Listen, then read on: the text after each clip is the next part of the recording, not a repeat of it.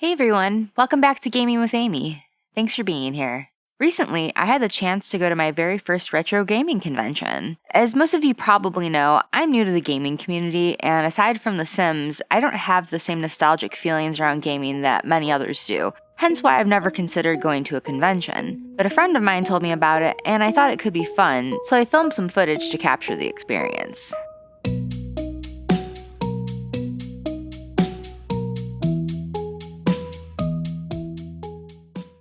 In addition to my thoughts on the convention, I also thought this might be a good opportunity to share my thoughts on gaming nostalgia, how retro gaming compares to modern gaming, and my personal gaming experience during my childhood. Before we dive in, I'd super appreciate it if you could like this video and subscribe if you'd like to see more cozy gaming content from yours truly. The convention experience.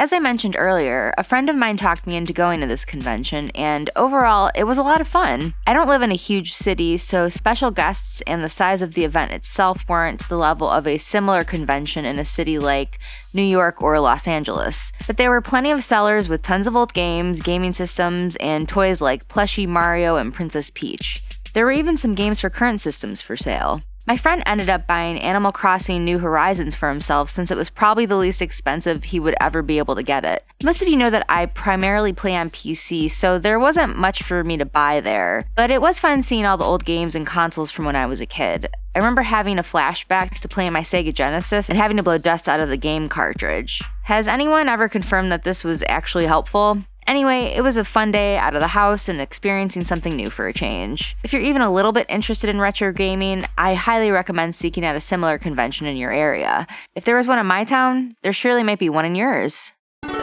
Nostalgia as a millennial comfort.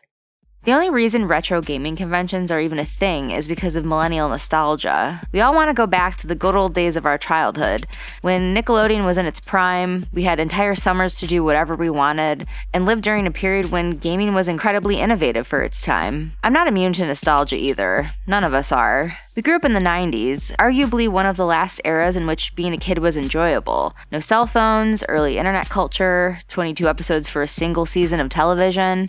Anyone can admit we had it good, and it's hard not to take a step into the past for a brief period, whether you're attending a retro gaming convention or rewatching your teenage self's favorite TV show. Based on the way things are currently going in the world, it's no wonder millennials need an escape, and as long as you're not completely dissociating and spending your life savings on marked up PlayStation 1 games, I don't see the harm in engaging with nostalgia every once in a while. Retro games versus modern gaming.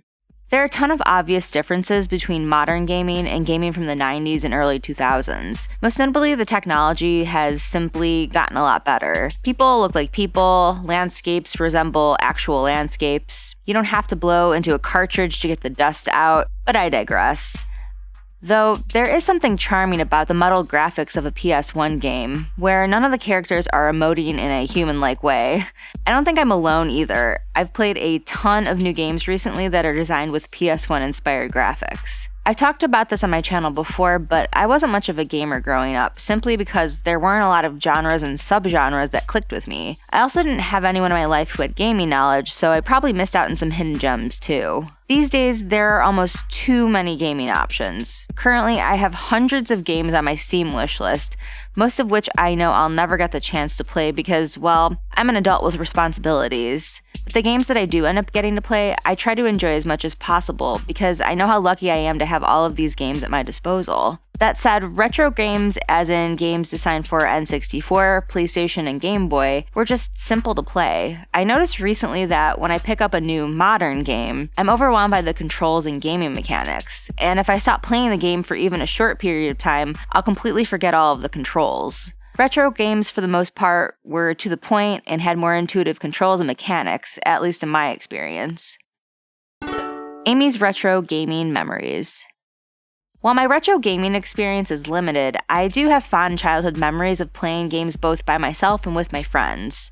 My very first gaming console was a Sega Genesis, where I first played Sonic the Hedgehog, Streets of Rage, and Clay Fighter, none of which I was very good at. I also had a PlayStation 1 and PlayStation 2, which I loved playing Spyro the Dragon and Crash Bandicoot on. I was never a big Disney fan, but I was enamored with Kingdom Hearts when it came out. My best friend and I would play it for hours. It's really one of those games where the experience meant more than beating the game itself. We cheer each other on and got completely wrapped up in the story. I didn't own an N64, but one of my friends did. I would watch him play Mario 64 for hours, almost hypnotized by how incredible the game looked. It almost had this liminal space feeling, something that I have rarely experienced with a video game or other types of media. When my family finally got a PC, we for some reason only had Apple computers, which were not exactly gaming friendly at the time. I was introduced to the world of simulation games. I would spend hours on the computer after school playing Roller Coaster Tycoon, Zoo Tycoon, and of course The Sims and The Sims 2.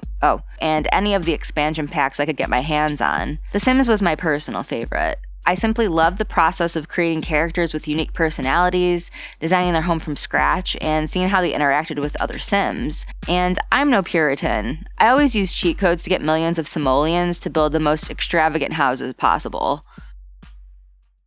Nostalgia connects us to who we were, what we loved, and the experiences that ultimately shaped us into who we are now. My trip to the convention really emphasized that for me. It reminded me just how much joy can come from revisiting the past, even if that joy exists in a blended sort of protein shake of other ambivalent emotions. It's certainly true that gaming has evolved quite a bit since those early days of blowing into cartridges and racing through pixelated digital environments, but there is still a kind of beauty in those simpler times. Even if it's just a sort of yearning for an era when your brain wasn't developed enough to fully realize all of the weird, bad shit going on around the world, you know?